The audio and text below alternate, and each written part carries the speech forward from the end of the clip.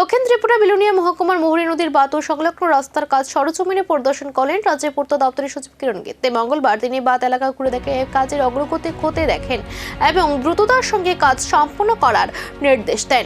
জানা গেছে, বাঁধ সংলগ্ন প্রায় 8 কিলোমিটার রাস্তার কাজ গত মার্চ মাস থেকে শুরু হয়েছে। প্রকল্পের জন্য প্রায় 70 কোটি টাকা বরাদ্দ করা হয়েছে। বর্ষার আগে বাঁধের সুরক্ষা নিশ্চিত করতে নির্ধারিত সময়ের মধ্যে কাজ শেষ করার উপর জোর দেন সচিব।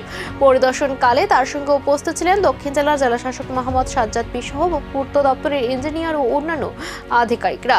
গত বর্ষায় নদীর জলস্তর বাধায় বাঁধের একাধিক অংশ ক্ষতিগ্রস্ত হয়েছিল। এরপরই স্থানীয়দের দাবির ভিত্তিতে এই সংস্কার কাজ শুরু হয়। প্রশাসনের দাবি, এই কাজ সম্পূর্ণ হলে এলাকার মানুষের নিরাপত্তা অনেকটা নিশ্চিত হবে। গত অগস্ট 2024 মধ্যে যে ত্রিপুরা রাজ্যে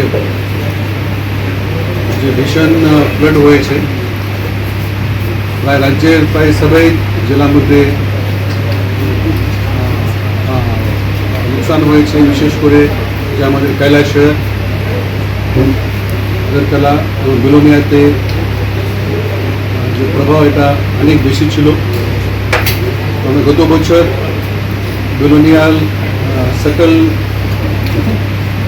এলাকা, বিশেষ করে মোহরী নদীর দুদিকে